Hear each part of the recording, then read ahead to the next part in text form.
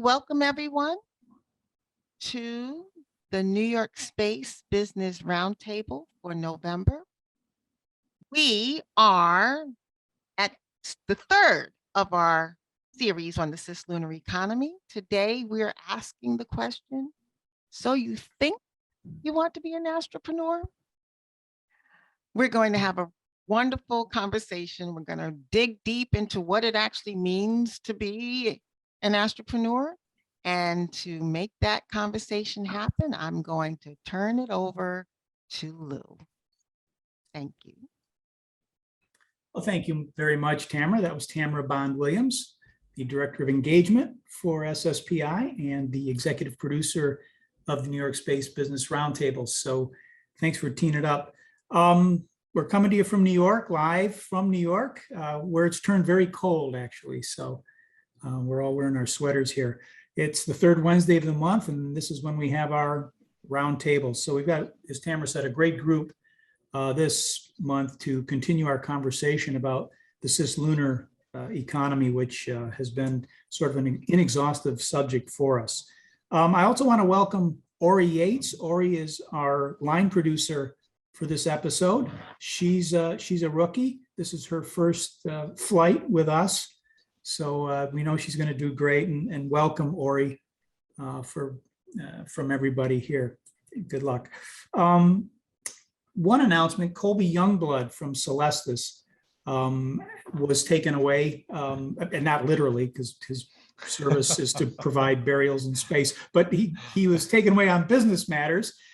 He apologizes, but he's going to be with us next month at the roundtable. So we're looking forward to that conversation. Yossi Yamin is here as well. He just popped in, so we're delighted, and we're delighted to have all of our guests.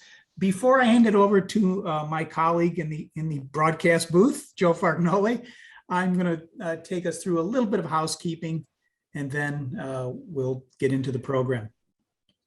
So, Ori, if you could give us the first slide, we'll talk about how we got here today and who our sponsors are. Okay, so as always, we really want to thank all the people who make this happen. You can see our supporters and sponsors there. I really want to thank the Trade and Investment Office in New York for Luxembourg.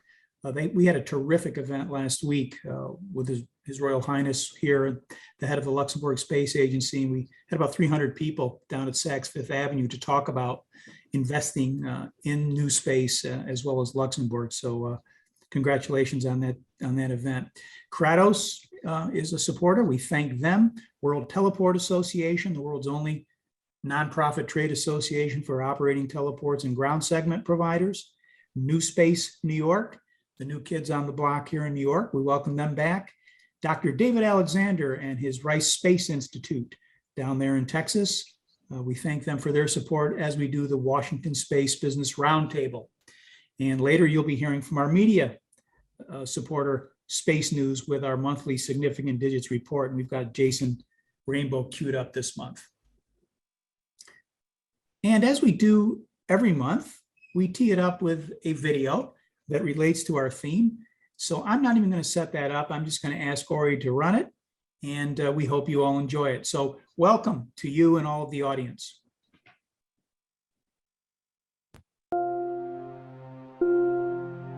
The universe's newest city is home to 1,000 people. And every year, over 10,000 come to visit.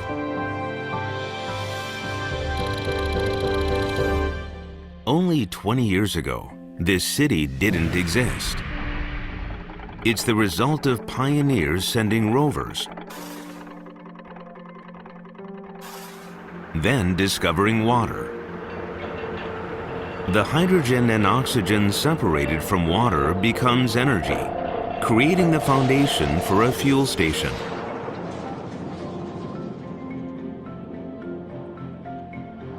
And with the fuel station came scheduled flights, followed by settlers.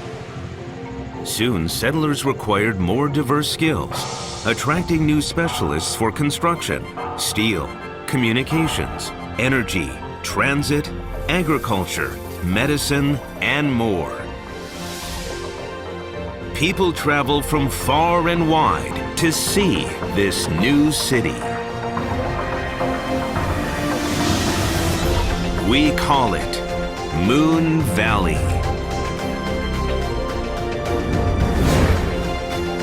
The moon is the new staging ground for your next level business. Expand our planet. Expand our future. iSpace. All right. How about that? Moon Valley. And it's where we're headed. And by the way, Moon Valley is very real. They've already scheduled Notre Dame for 2024. So that's going to happen. So you think you want to be an astropreneur, eh? Well, that's what we're going to get into today. Are we mature enough to actually have enough of an ecosystem for astropreneurs? And why do entrepreneurs who never seem to get fatigued of going forward with new ideas, why do they want to get into this part of entrepreneurship so much? Why are there so many?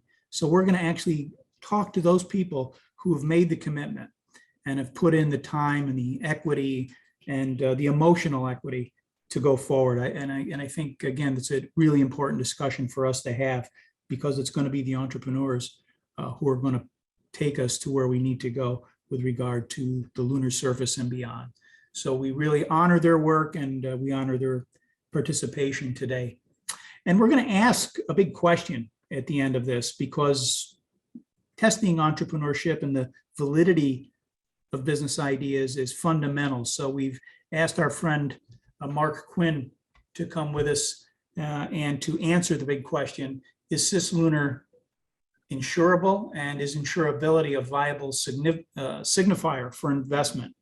If you can insure it, it probably exists. It's probably real. So, or if you can put up that slide, I'd like the audience now to just take a look at the question and to give some thought in their own mind about what they hear today, and whether these business models and new space and the Cislunar economy overall is something that they would be investing in, insuring, and whether, as we say, it's a thing. So we'll have an answer to that question by the end of our dialogue here today at the roundtable.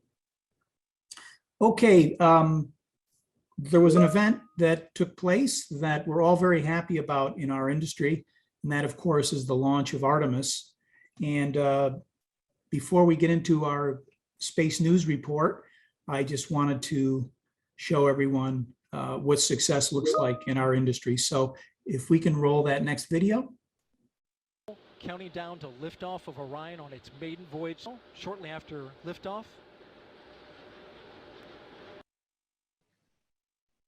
Trust us, it launched.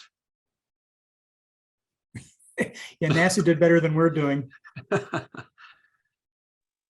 Counting down to liftoff of Orion on its maiden voyage shortly after liftoff. Okay, why don't we show that later, Tamara, Ori? But as Joe said, that really did lift off. Before I introduce our first guests, I just want to shout out two of our 20 under 35 folks this year at iSpace. Federico Justo and Jenna Tijuana are with us today, and you saw the iSpace video earlier. So welcome. You were named to the group, the prestigious group of the people under 35, the 20 people under 35 who our industry believes are the leaders of the future. So we welcome you guys today to the roundtable, and we look forward to getting you on the roundtable and grilling you someday too. Our Significant Digits report this month is going to be presented to us by Jason Rainbow. Jason, the Artemis launch is probably a good lead-in to your discussion today, as is astropreneurship and probably the nation of Luxembourg. So good to see you. Welcome to you, and over to you. Thank you. Yeah, I thought the video issue there was a great subtle nod to the technical issues and the delays Artemis 1 has been subject to. It's very, very clever of you to do that. Thank you. It was deliberate. Yeah.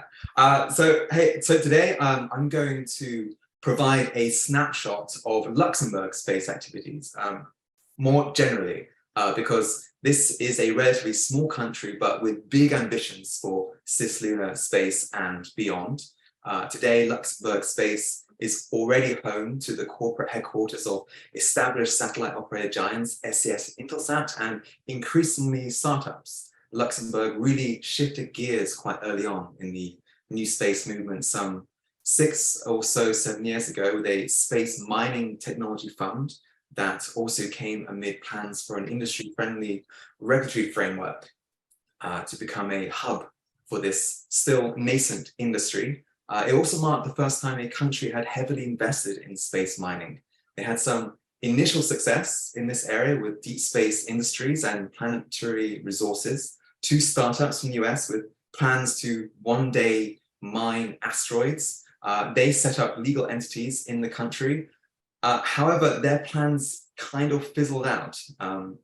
Deep Space Industries was later acquired by Bradford Space, which developed satellite control subsystems and components, and Planetary Resources was bought by a blockchain company called Consensus. So sadly, there was an investment loss for Luxembourg here, but the country has since expanded its scope for supporting a broader range of space startups than those interested in space resources. US-based Spire Global, which operates a small satellite constellation that gathers data, provides analysis for operations across maritime, aviation, weather, climate, and other markets, has set up European headquarters in Luxembourg. So too has Canada's North Star, which is developing space situational awareness satellites, and ISI, a Finnish satellite operator providing imagery solutions, opened an office in Luxembourg to develop machine learning and artificial intelligence capabilities. All 3 have received investments from the Luxembourg Future Fund, which supports venture capital funds to stimulate and diversify Luxembourg's economy. Additionally, last year, a Luxembourg-based dedicated space fund managed by Promise Ventures secured about 120 million euros for investments in international early-stage space-related companies. These include those specializing in telecoms, location-based services, robotics, sensors and data, Earth observation and monitoring, logistics, and space resources and exploration. Oh, and Bradford Space, the company that bought Deep Space Industries, also recently moved production of its Comet electrothermal small satellite thrusters from the US to Luxembourg after winning the support of the Luxembourg Space Agency and funding through Lux Impulse, which is a national research and development program. And plenty more space companies have set up shop in Luxembourg, including, of course, homegrown companies. The Luxembourg Space Agency recently said there are more than 80 public, private, and academic actors with capabilities across the space value chain, including Inspace, which you've mentioned. They're a Japanese lunar robotic exploration company, which, among many things, is developing a high-frequency lunar transport business. So Luxembourg has been diversifying its investments and activities in early-stage space companies as it seeks to diversify its economy. And the hope is this will also help protect its space investments from bumps as the global macroeconomic environment gets a little gloomier. So yeah, that's what I have for you today from a snapshot on what's going on with Luxembourg, which is, like I said, a relatively small company, but big ambitions for the global space scene. Yeah, thank you, Jason. That's a great way to open it. And I was struck by the degree to which they've thought through strategically how our industry is going to be a pillar in their future economy. It's not just, hey, there's this space thing out here we're going to have some investments in to leverage our technology. This is fundamental to the growth of our economy going forward. And so, I thought that was significant. Orbital Ventures, as you mentioned, I think that's the first dedicated sector fund that those guys have put together. So again, that's significant. And one of our panelists today, I believe Redwire has a presence in Luxembourg. And so we'll hear from Andrew Rush on that. Just quickly before I turn it over to Joe, Jason, do you subscribe to the idea of leveraging the types of investments that are going into Luxembourg as a strategic component to GDP, to the economy overall? Or is that just a little too ambitious?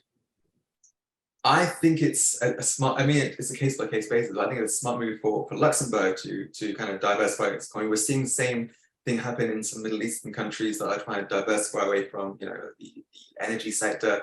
And the space economy is predicted to grow trillions of dollars. It is far out, but there are incremental steps to get there. And we're talking about the Cislunar economy here too. We're not very close to cities on the moon, but there are steps before that, laying the foundations, communication networks, and providing the energy over there. And these can happen a lot sooner. So yeah, it does kind of make sense to begin to make headways here, because also you want to be one of the front runners and help pioneer and shape this industry and the regulations that will come with it.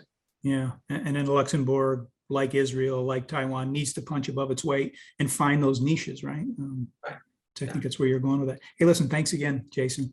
Pleasure. Thanks for having me. Thanks to Space News. I'm going to turn it over to my colleague and partner in the Yankees booth, Phil Rizzuto. No, Joe Fargnoli, the pride of Rochester. Joe, none of this is going to happen without Astropreneurs, right? The Cislunar Economy. Yeah, that's exactly the point, Lou. And just to remind everybody, we started this series this fall on the Cislunar Economy back in September. The first question we asked was, why Cislunar Economy? Why bother? We had a great conversation in September and convinced ourselves there's a there in the Cislunar Economy. Then in October, we took a look at the specific market opportunities. And we came down to our top 3 or 4 market opportunities in the Cislunar Economy. Here we are in November, and we're going to be talking to a number of real astropreneurs, folks who've really cast their lot with the evolving Cislunar Economy. So we want to hear their stories. I want to introduce them, but before I do, I want to read a quote that I think sets the stage for how to look at these gentlemen. This is from Roosevelt, Theodore. It is not the critic who counts, nor the man who points out how the strong man stumbles, or where the doer of deeds could have done better. The credit belongs to the man who is actually in the arena, whose face is marred by dust and sweat and blood, who strives valiantly, who errs, who comes up short again and again, because there is no effort without error and shortcoming. If he fails, at least he fails while daring greatly. So his place shall never be with those cold and timid souls who neither know victory nor defeat. Think of these 4 gentlemen in that category. I want to start by introducing Robert J. Conrad. His last position was as SpaceLink's Vice President of Business Development for NASA and Civil Space. Over the course of his 20-year career, he has developed deep domain knowledge of the NASA Tracking Data Relay satellite system, and he has direct experience working with the NASA Space Communication Network and Satellite Ground Network. He brings a passion for new business capture and proposal development and has supported dozens of satellite missions with NASA, NOAA, NSF, and JPL on behalf of technology-based government contractors. Next, I'd like to introduce John Rood. John is the chairman of the board, president, and CEO of Momentus, a space company offering infrastructure and transportation services. Since joining the company in August 2021, he has overseen the transition of the company to a public company listed on the NASDAQ exchange, production and launch of the company's first orbital transfer vehicle, and placement of 8 customer satellites in orbit. He has previously served in very senior national security positions in the US government, including serving as the Undersecretary of Defense for Policy. Next, I'd like to introduce Andrew Rush. Andrew is the President and Chief Operating Officer of Redwire. Andrew oversees Redwire's business portfolio, long-term planning, and strategic investments. Previously, Andrew served as the President and CEO of Made in Space, leading its growth and eventual acquisition by Redwire. Yossi Yamin is the founder and R&D CEO of SpacePharma.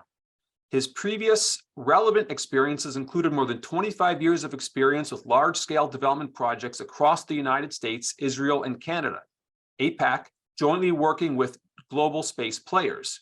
He was the former chief commander of the Israeli Satellites Unit at the Intelligence Corps. Also, I want to introduce Mark Quinn. Mark is the CEO of WTW Global Inspace, responsible for all aspects of the in-space business worldwide, while maintaining personal responsibility for the North American book of business. Mark has 32 years of space insurance sector experience and has extensive experience in bringing new technology and coverage criteria to the market. He uses his broad industry knowledge to advise companies in defining commercial opportunities, identifying project participants and partners, and implementing commercially practical solutions in an industry marked by continuous change. Now, if I take a step back, Robert represents the communication industry, John represents transportation, Andrew represents manufacturing, Yossi represents pharmaceuticals, and Mark represents an entity that ensures these kinds of ventures. One thing we see in common with all four of these astropreneurs is their businesses primarily started in space, but are migrating slowly into cislunar space. We're going to need communication in cislunar space. We're going to need transportation. We're going to need to be able to make things in space from the materials that are there. And we're going to need pragmatic things like pharmaceuticals in space. Our aspirin is not going to be launched into Mars orbit every time we need it. We're probably going to be fabricating that stuff there. So four great entrepreneurs, men in the arena, if you stay with that quote from Roosevelt, we want to hear each of their stories about how they started, how their business has been progressing in low Earth orbit or near Earth orbit, and what their aspirations are going out into cislunar space. I want to start by turning over to John Rood, maybe to give us a little bit of a description of, again, their journey, their brief introduction to their founding, their business in LEO and GEO, and how that correlates to moving the business out into cislunar space. John? Well, thank you, Joe. It's great to be with all of you. For Momentus, we were a company that started in 2017. We're located in Silicon Valley in San Jose, California. And the founders of the company really had this vision of creating the technology that could create access to space, make near-term applications such as space infrastructure and transportation to custom orbits achievable, and to enable smaller companies, the innovators in the space economy, to readily book their connecting flight in space and get to the locations they want it to be. The journey has certainly been challenging. We faced some substantial regulatory challenges, the challenge to raise money and deal with the decline in the health of the financial markets lately has been a challenge as well. Getting your service started, in our case, a new market that we're trying to create that's being created by other market forces for the need for in-space transportation and infrastructure, and then to get some market penetration going. These are all the challenges of being what Joe called an astropreneur. We have endured. I'm very pleased at the progress that Momentus has made. We've got a strong base of technology. I'm very proud of the team that we've recruited to lead our technology development and new R&D activities. I would put the team that we've assembled up against any in the new space area. And then we've also made a lot of progress in that we conducted our first launch in May. We've since put 8 satellites in orbit. We're planning to do our next launch of our next orbital service vehicle next month from Cape Canaveral on a SpaceX rideshare mission. And so we've come some distance. Now, in the question that was posed about, is there going to be a cislunar economy? What about the growth there? In my opinion, we're at the cusp of what could be what I think is going to be a shift in some of the spending. If you look at figures that companies like McKinsey have compiled, today, low Earth orbit, or LEO, is really where the locus of attention is. McKinsey estimates 60 to 70% of the funding going to space companies is devoted to LEO. If you look at activity metrics, in the first part of this year alone, according to Deutsche Bank, there'll be over 2,000 satellites launched to LEO. That's projected to grow to be 10,000 by the year 2028 by Deutsche Bank. So LEO is clearly where most of the focus is going, but according to McKinsey, we're starting to see substantial investment, private investment in space-related companies, about $1 billion in 2021, that accounts for about 10 to 15% of the total private investment in Cislunar, companies that are focused on things for the moon and beyond. Again, accounting, according to McKinsey, for about 10 to 15% of the spending. And others, other groups like Euroconsult, which estimates government spending, they think there'll be a growth of over 4 times the amount of government spending over the next decade related to cislunar activities as compared to the trailing decade. So I think there's a number of indicators that that's where we're going. And for us at Momentus, we want to be one of the pioneers and one of the market leaders in that area to grow to cislunar. We've got one contract with one customer to take them to lunar orbits, and we're working hard to develop a bigger book of business there. Our ambition is essentially to be the UPS of space, if you will, being the trucking company as well as the infrastructure provider to enable activities in space.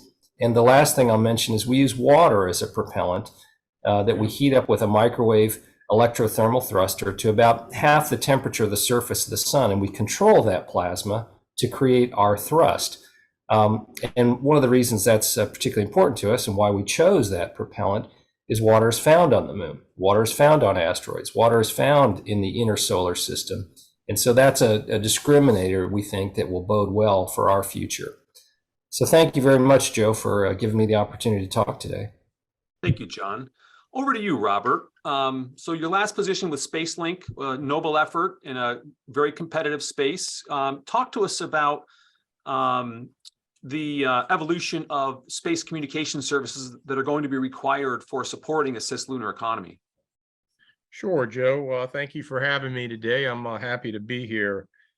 Just a little bit about SpaceLink. SpaceLink was stood up a little more than 2 years ago, and we were developing the core communication infrastructure for a high data rate space relay communication system in medium Earth orbit, really concentrating on LEO satellites, Earth observation, human space flight, customers and missions needing, near real-time data. But as we started this process and talking with customers, we certainly saw the need for cislunar communications, especially with Artemis, being undertaken by NASA. And so really we evolved our roadmap, Joe, to really look at the cislunar communications. What would it take for our constellation to be able to support that in the coming years? And you're already starting to see this happen. Goddard just recently, the RFP now, I believe, is out for the Near Space Network commercial services. This is all in support of the Artemis missions, providing communication links, from cislunar to back to Earth, whether it be through relay or directly to the ground. But we saw, as this economy grows in cislunar over the decade, the demand for higher bandwidth communications is really going to come front and center. And so we were looking at really a translunar optical link that would provide very high bandwidth communications to and from the moon, almost like a real high-speed fiber optic network, if you will. So that's I think where the technology from a communication perspective is evolving. Right now, the current technology is transmitting RF data at a few hundred megabits if you can close the link from the moon. But I see as the decade comes to an end, there's going to be a need for tens of gigabits per second, if not more, of high-speed connectivity with a number of commercial customers as well as government customers working either from an exploration standpoint or a commercial endeavor in and around the moon. Thanks, Robert. And just a plug for Robert, anyone looking for really great talent in deep space communication, Robert's your guy. Thank you, Joe. Over to you, Andrew. Hey, from the days of Made in Space, you had the initial vision of how to do manufacturing in space, a really essential element of having a sustainable future in space. You guys have been acquired. You're part of a larger company now, I think set up stronger. Tell us about your journey from thinking about in-space manufacturing in near-Earth orbit to what your momentous vision is down the road for performing that in cislunar space, given the fact that we are certainly not going to bring everything we need with us to the moon and to Mars. Yeah, absolutely. Joe, thanks so much for having me here with you all today. Yeah, it's been quite a fantastic journey to go from demonstrating on parabolic flights the ability to do 3D printing in a microgravity environment to at least for us, somewhat routinely manufacturing not only in a variety of inorganic material in space, but to now, now with the acquisition of TechShot at Redwire, I'll be doing that with biologics as well. So really what we have been focused on for many, many years is bringing that manufacturing technology to the space environment, bringing it off Earth. Because fundamentally the difference between sort of going on a camping trip to the frontier or going to the frontier to stay are the tools that you take with you.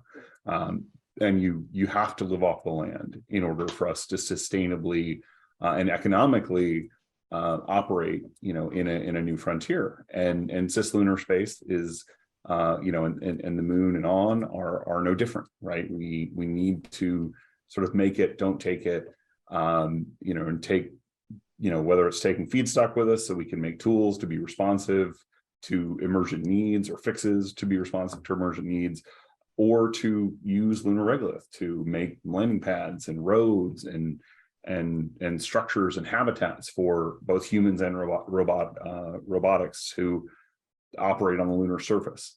These are all really, really fundamental enablers of the cislunar future of humanity, right? First via exploration and eventually from an economic perspective. We have deeply believed historically that that economic motivator is what will drive us first into expanded utilization of low Earth orbit. John had some great data earlier about where people are spending their money. And LEO is the place right now where people are spending it. But ultimately, that infrastructure, that commercialization in low Earth orbit will be the foundation upon which we'll stand to commercialize cislunar space. And manufacturing, leveraging the space environment in new and different ways, leveraging and utilizing the resources that exist there for manufacturing, for exploration. These are all really, really fundamental to us, because even when as launch prices continue to drop, it's still really, really expensive to send stuff to space. So being able to leverage what exists out there is an area that we're very passionate about. At Redwire, we have we're very proud to have a broad-based suite of products and services that are powering satellites of today, providing the eyes of Orion, cameras on the external cameras you're seeing from the Orion spacecraft, the shots you're seeing, those are cameras that we built. We're very proud of that. But we also have a lot of great manufacturing technologies for manufacturing, assembling satellites, using that technology on the moon one day, demonstrating the ability to print in lunar regolith simulant on the space station. These are all things that we're doing to lay the groundwork for this exploration and commercial utilization of cislunar space. Got it. Great. Thank you, Andrew. Yossi, so when we get out to near Earth or cislunar space, we're going to get headaches, right? We're going to want medicine. Tell us a little bit about your fascinating business in producing drugs in low Earth orbit, how that's going to translate into sustaining humans out into cislunar space when they're going to need practical things like drugs. Legal drugs, I mind you. Yeah, hi everybody. Thank you for this opportunity to be part of this nice event tonight, Joe.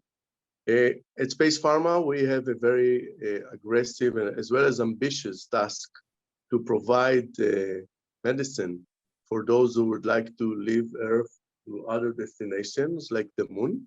And we are dedicating the research into two aspects. First of all, is to try to investigate how our current drugs here on Earth, pills and Acamol and other medicines that we are really used to take here on Earth, would survive during the heavy radiation on the belts on the way to the moon and other destinations.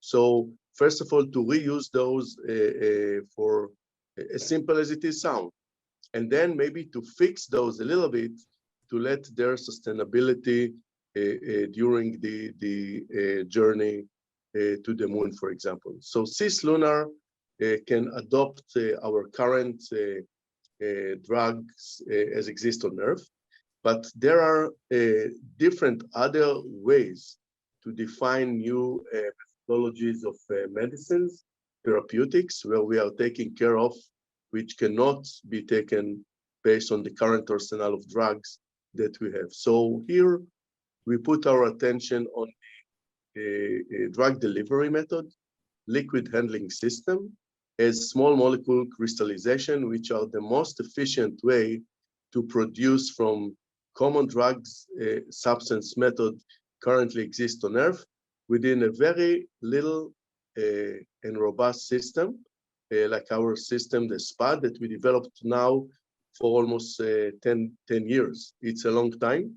We can let this process be run on the way to other destination, means in microgravity, but we allow intervene remotely. So the users or the operators of this machine or a miniaturized factory can be on Earth.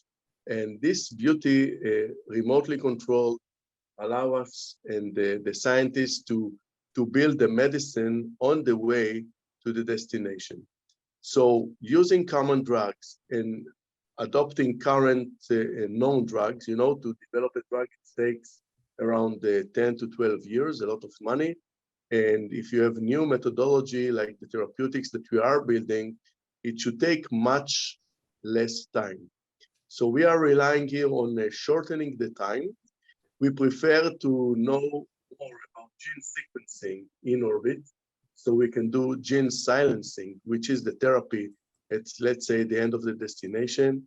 We are paying attention to the skin. We are paying attention to the body parts like the brain, and many of the brain models that we will fly soon are going to demonstrate what is going to happen to the real brain, not under AI or deep learning machine, but what is going to happen to tissues, which are very similar to our real brain during this journey. So those new therapeutics are currently also within our hands. I believe that in the next, in the near future, we can even adopt those for Earth, for Moon, even for Mars. And that shows that we can really develop in a fast method during a severe microgravity condition, as well as radiation, the real compounds, medicine, super additives to survive our life on the way to the moon. All of that could not be happened without the beautiful launchers, space vehicles, the Cislunar concept that we are actually using. We do not develop engine, we do not develop the rockets, neither the launchers. We are really need to do as much as we can in less space, in less weight, in an affordable remotely communication method. So the liquid handling process was defined by us 10 years ago, and we are focusing on organ on a chip and lab on a chip that can replicate our body. And the next or the third method of building the appropriate medicine or therapeutics is to define something that we like to call mimic yourself. It's a little organoid which build out of 8 mammalian cells that we pick from the patient or the clients or the human or the animal. it doesn't matter. And we build this organoids inside the system, and we activate it while it is in orbit. By that, we can demonstrate what might happen to the astronauts, to the passenger, to everyone who is on his journey to other planets. So by that, we can really define a set or a suite of medicines which are all tailor-made. And this is the third approach that is currently very much relevant to the Cislunar. I can tell that since we started, we based our know-how on LEO, but recently we got a lot of requests coming from Israel mainly, also Japan a little bit, for building pharmacy on the way, which is a kind of a chemistry computer that can really mix the compounds, the stem cells, whatever it is required to define a medicine or a therapeutic on the way. This is one thing. And the last thing is that students start to learn a lot about microgravity conditions and its impact on the body as well as on the using the medicine. So that's what I can tell you today. I hope we will be able to share more with you. Thank you, Yossi. Great, So Yossi. Lou, I told you I had 4 great astropreneurs here. We're looking at space communication, space transportation, space pharmaceuticals, and space manufacturing. Yeah. I get a warm fuzzy that iSpace vision is maybe a little closer to reality than we might think. How does it strike you? Well, this is a New York Business Roundtable, right? It strikes me as warm too, obviously. I'm in the industry, I get excited, but I'm gonna ask the question. You guys are all great entrepreneurs. You've proven it, there's no question about it. You've raised money, you've executed. It's remarkable, actually. It's a testament to human endeavor. And I mean that in the most sincere way possible. But, John's talking about the UPS of space. Yossi's talking about pharma, Inspace, right? Momentus is building the necessary infrastructure, and on and on and on. I got to ask about the primary motivation for pursuing a business model in commercial space when I pretty much am getting Christmas cards from all the people who have actually been to space, about 500 of them, right? UPS in space, come on, John, you've got 2 people who need to use UPS in space and you're building 10,000 trucks. What the heck is the motivation? You could do all of this stuff on Earth, every one of you, and make billions of dollars. What's going on here? Take me into the mind of the entrepreneur, John. Happy to. The short summary is the reason why you want to do things on space is to improve life on Earth and to take economic advantage of the advantages provided by space and to do new things that will, again, improve the lives of people on Earth. There is an innate quality of human beings that we like to explore. We're intellectually curious. We want to push the foundations and the frontiers of what we can do. And so there is an element of that will happen. But in its first sort of instantiation, what we're doing in space will improve life on Earth. And I will say, sometimes I've been a skeptic. As an example, I'll give credit to SpaceX here. First time I heard the concept for Starlink, essentially providing connectivity from space, I thought, that copper wire on the ground is awfully cheap. If your goal is to connect rural areas or parts of the world that don't have that connectivity, and terrestrial applications for transmission of data, it seems to me, are going to be cheaper and more readily available. Well, I was wrong. I think what we're seeing with the Starlink concept and the provision of data from space and essentially Wi-Fi connectivity is really being transformative, and that's why you're seeing others continue to rush into that space. So why have a UPS of space and other things? I will say, I think there's a couple of mega trends that are happening. If we were having this call 10 years ago or 20 years ago, the situation was different. But the big barrier to entry to doing anything in space was the cost of getting something to space. Yeah. And launch costs have declined very substantially. According to McKinsey, they've come down by 95% over the last 20 years. So number one, the barrier to entry to get something to space has come way down. Secondly, once you got something to space, in the past, the ability for electronics or communications or other things to operate well in space took very large form factors, a lot of size, weight, and power required. Today, that isn't the case, and you're seeing a dramatic reduction in the capability of much smaller satellites to do the role that things that were automobile size or bus size did before. So you got two megatrends. It costs dramatically less to go to space, and availability of launch is substantially higher. And secondly, you've got this ability to do things with much, much smaller form factor. And so that's creating a need to do infrastructure and transportation in space. Why? You probably have all seen these giant container ships carrying huge numbers of 20 and 40-foot shipping containers across the globe. And those are transported then on rail and truck once they arrive.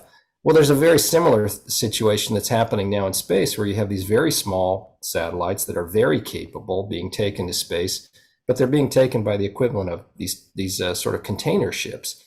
And that's not where everybody wants to be. There are a lot of unique applications that require unique orbits. For example, one of our contracts we recently announced is a modification to a contract for NASA, where we will take 2 CubeSats to a very unique orbit to do unique studies of solar weather and to enable operation in unique orbits. And you're going to see more and more of these kinds of applications. Now, for the topic here, Cislunar, I think you're going to have similar needs in and around the moon, because while I think it's going to be a little bit like the situation we face in some other areas where you have a few pioneers trying to do things, it's mostly going to be done by machines.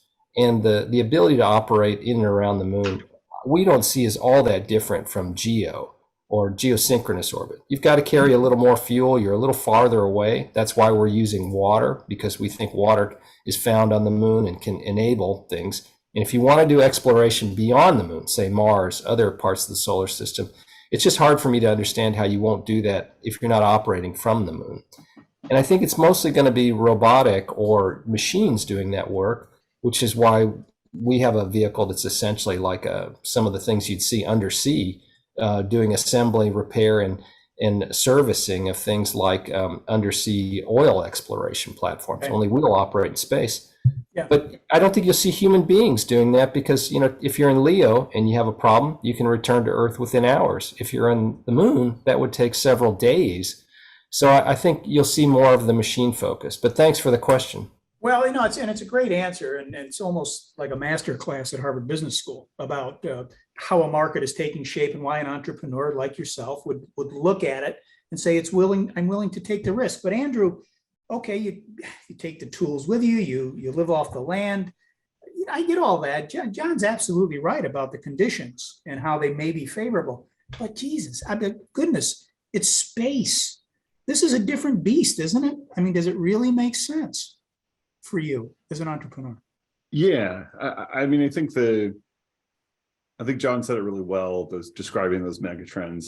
But I think the key with those megatrends is that they create opportunity, right? We live in an era now where the cost per capability, like in space, we talk about a lot of like dollars per kilogram to get to space. But really, I think what those two megatrends that John was describing unlock is that the cost per unit capability to get to orbit has come down even more dramatically than the cost of launch, because what used to require significant sized and significant swap electronics now your phone can do it in a very meaningful and space capable way, and we all see various facets of opportunity in space. Whether that's providing more data connectivity, whether that's exploiting microgravity to create new and interesting products, whether that's eventually looking at the moon and saying, okay, if there's enough infrastructure that the ROI on mining on the moon and using that material, whether it's in space or bringing it back to Earth, that business case closes. So there's emergent opportunity here, and really the investment community backs that up, right? Yeah. Like 5 or 10 years ago, 5 or 10 years ago, you could only really raise VC capital if you were if you were a remote sensing constellation or you were a launch vehicle. Yeah. Right now, and there were basically no real fund. There were very few funds. There were very few people focused on investment in space companies. Now we have the entire gambit of financial tools available to us, from not only from angels, which have been around for a long time and have been very supportive of all of our crazy dreams in the space industry, as you're kind of hitting on, Lou, but we go from angel through Series A, B, growth capital, private equity, and now access to the public markets. And that is that's just an amazing tool for us to explore and exploit the opportunities The money's there. that space presents. Yeah, and I'll be interested to hear what Mark Quinn has to say about that, Andrew. And again, thank you. Joe, before I throw it back to you, though, I want to sort of segue, because there's this natural progression now, which is the question, Robert and Yossi, just quickly. What role now does the government need to play? Because we're still building the interstate highway, and we ain't going to do that with just private dollars.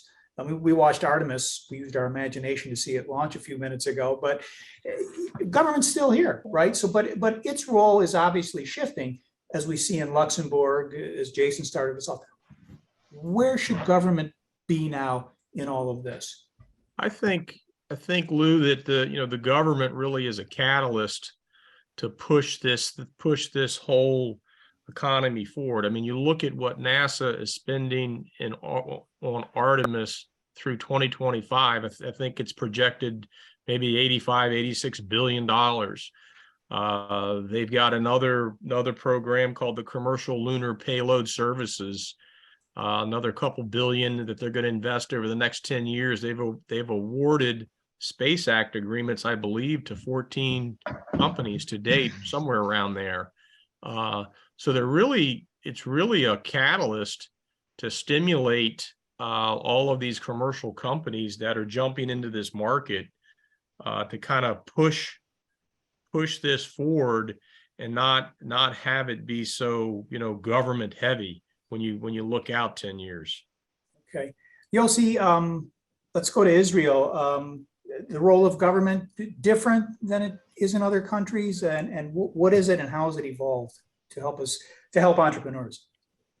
Yeah, I would like to say something about the government role or the regulation. This is Yossi. First of all, government should pay attention to the cost of energy. Energy today is the most problematic issue. You see even that the clashes between Russia and Ukraine increase the cost of energy at Europe. And I can tell you that I found recently few factories who build hardware for Germany in Israel. When I asked what is the reason, they told me that we save energy for the winter time. And this is something that was not exist. But imagine that governments will push the industrial zone to orbit. Isn't that beautiful? Cost of energy will drop automatically. You can use the sun for better per item use. Hey, Lou, I think we're losing Yeah, Yossi. Your audio is dropping out. But I think his point is that going out there will take care of a lot of energy issues, which again are going to be enormous boosts for the economy and also maybe even stabilize national security.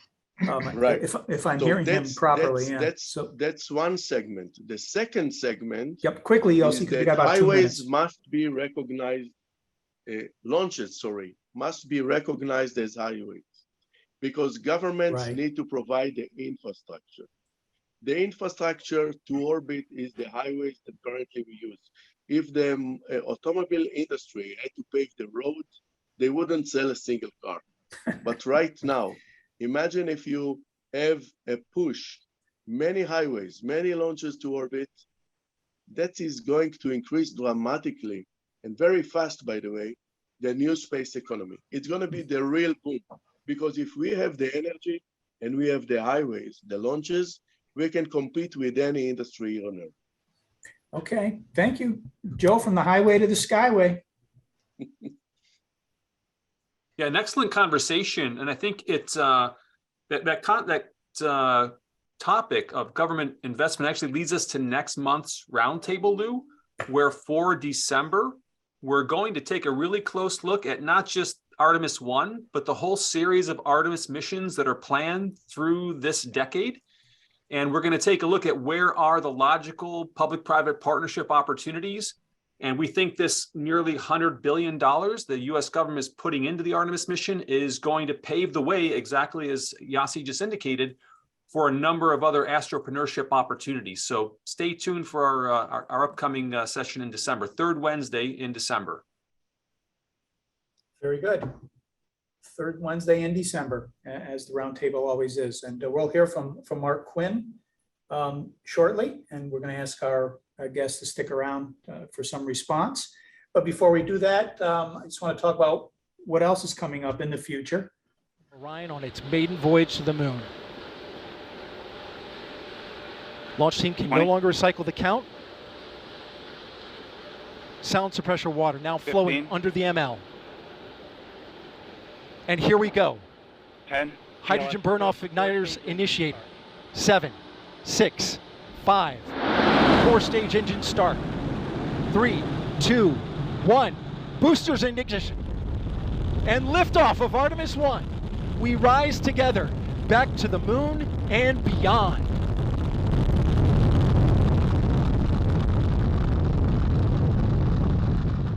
Well, listen, we have a couple of things coming up. Joe mentioned the roundtable, and we also have a series called Opening the Final Frontier. If we can put that slide up, Lori. Yeah, well, actually, we've got, Opening the Final Frontier. This is a series of webinars that we're doing underwritten by Virgin, and we're talking about what's happening as we open up the final frontier. Tomorrow, as part of that series, we'll have Women in Launch, and that's hosted by our SSPI WISE group, and it's the STEM Outreach Working Group. So if you're a woman in the industry and you haven't been part of our SSPI STEM, SSPI WISE rather, we encourage you to get involved with that.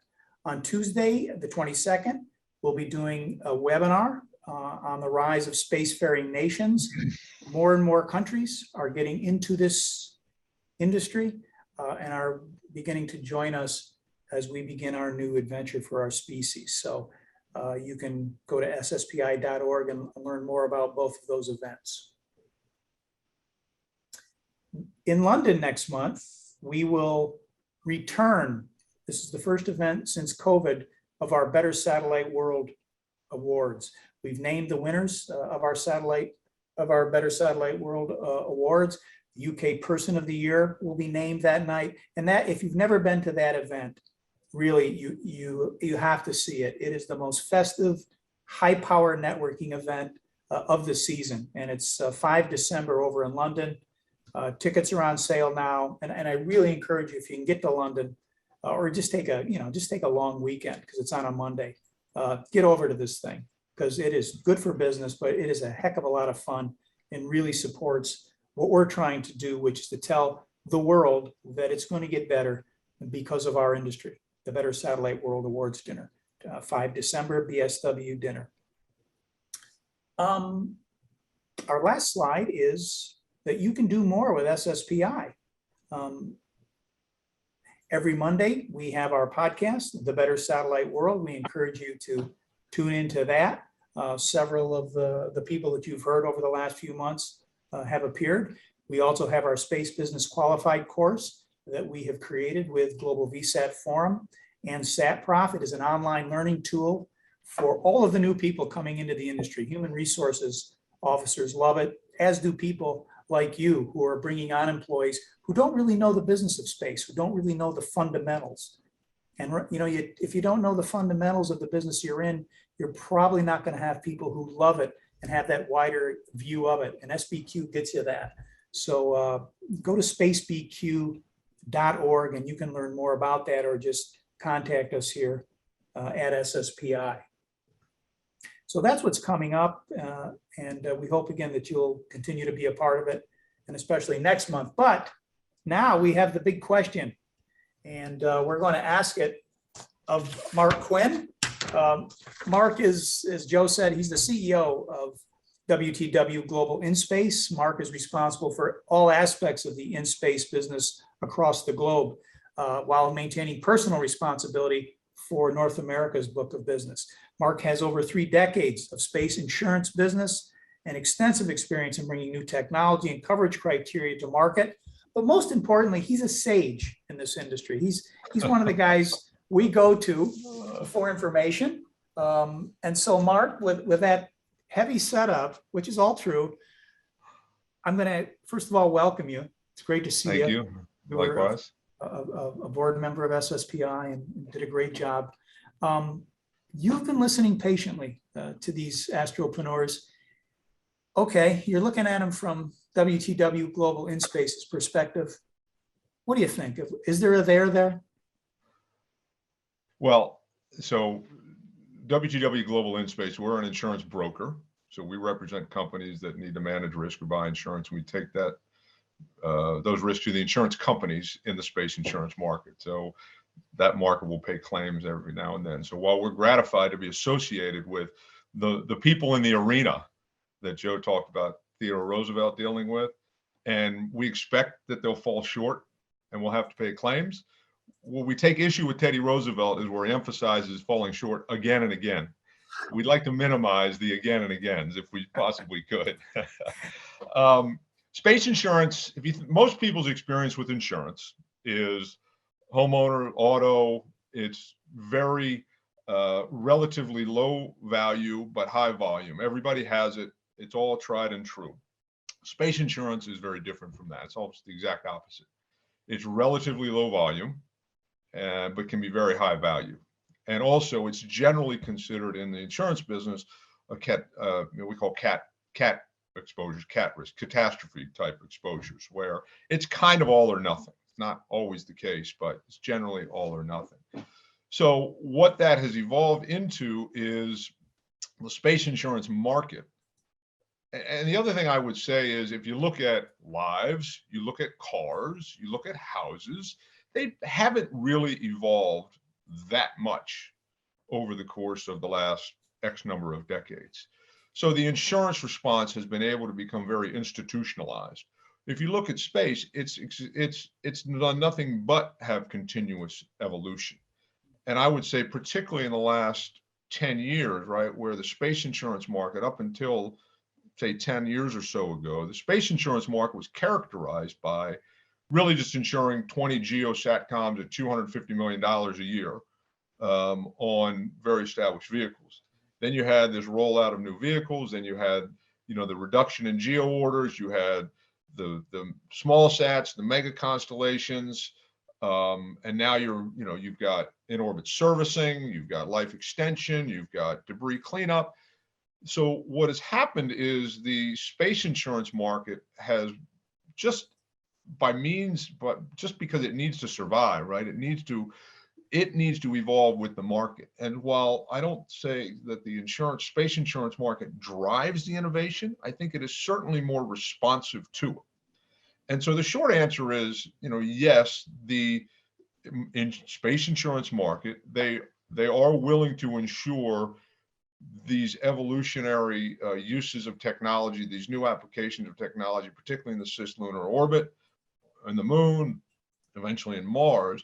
It does have some constraints, though, that it needs to operate within. And part of those constraints have to do with is the values at risk. If you think of the space insurance market, the global amount of premium that the entire market produces is about $650 million. So if an underwriter, an insurance company wants to have, proper margin on that, it probably wants, gross margin of, they'll say probably 30% on that. They need to make sure that, claims are not going to exceed sort of 2/3 of whatever the total amount of premium is. So the challenge is the variation in value. It used to be everything was 250 million. Now you have risks that are 50 million, some that are $400, $500, $600 million. So how do they deal with those variations in exposure with the new application? So it's not simply, okay, what's the rate? Will you insure it? It has very much to do with how they manage all the different aspects of the risk that are under consideration. So they're trying to say yes, they want to say yes, but they do have some constraints that they need to operate within. Very good, Mark. There are a couple of questions, Joe. I'll ask one from Katina. She's asking us, Mark, see if I can find it here. Well, before you do, Lou, if I could just jump in. Yeah, please. Mark, I'm glad we kind of held your contributions to this point because we want to have a more extended conversation with you. If you look at the sort of development of cislunar space, we've got a spectrum of companies, some really new ones. And then, if we notice here, both John and Andrew represent publicly traded companies. And Andrew gave us a very, good description of the sort of the space investment ecosystem. But I really appreciate your pointing out the difference between the rest of space, cislunar or even low Earth orbit, and GEO. GEO's been around for a while, fixed assets, it's been an established insurance game. If I'm an investor looking at investing in a company, I would love to be able to say the asset's insured, like a GEO operator would have.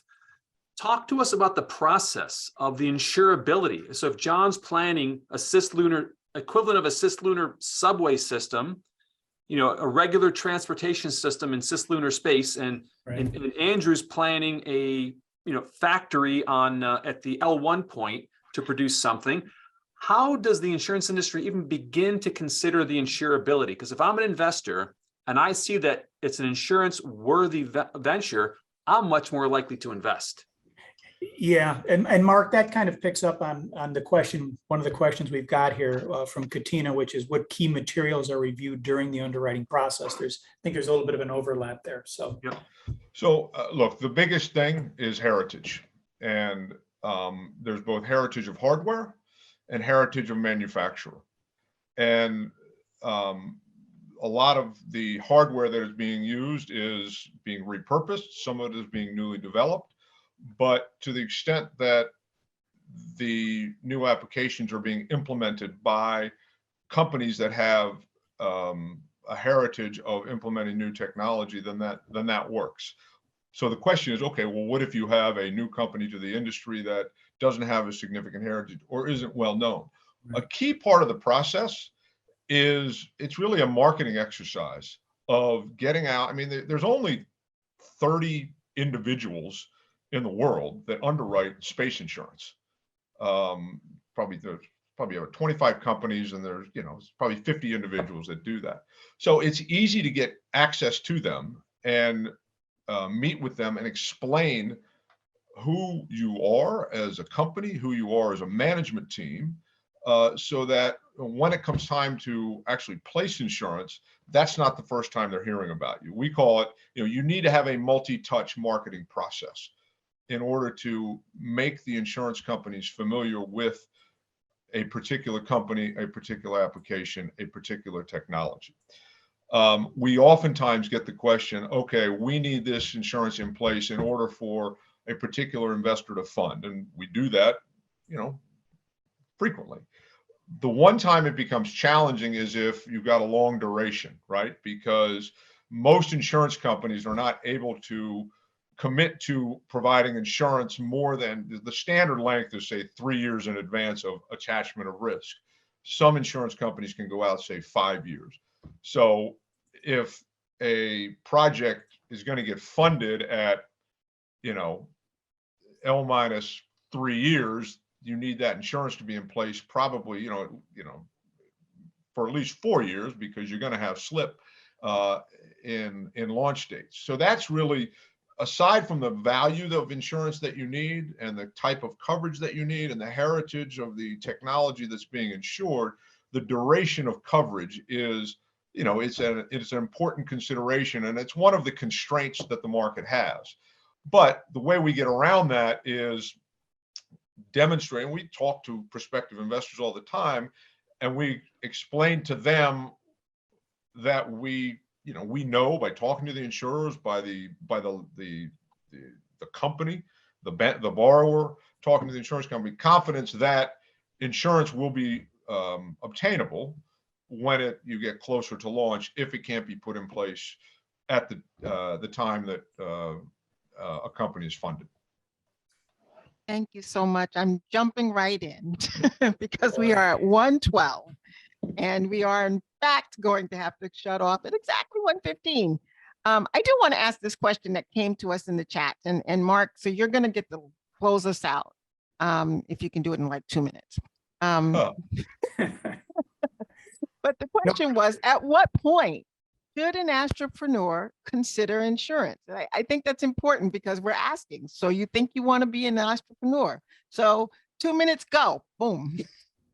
I just alluded to it in my comments, where as early in the process as you can, because I would say it's not just considering insurance. I would say it's considering the entire risk portfolio of a project. And that starts when you're negotiating supplier contracts, customer contracts, and has to do with risk allocation within those contracts between the different parties, identifying them, transferring them, mitigate them, capping them, and then anything that remains, actually having insurance in place. So you talk about, getting funding, say 2 to 3 years before launch occurs. Well, a lot of the procurement activities, the design activity, margins, redundancies, all that stuff has happened farther in advance than that. So I think that the key is to think about it, not just, oh, I need to go buy insurance before I launch something. It's how do we look at the entire risk profile of this project and manage it both from a contractual, a financing, and an insurance perspective as you go through the entire timeline of the project, as well as post-launch on orbit. How long is a project going to be performing on orbit? What are those requirements going to be? Mark, last question. When you listen to Robert, John, Andrew, and Yossi today, without naming names, are there any of those business models you would not insure? No. Okay, guys, no sweat then. all look good, right? Are they? It's a different beast, though, isn't it? It's a different beast. I think that the key. So when you buy auto insurance, right, it's all about the price, because the coverage is the same and the amount of insurance you need is readily available, right?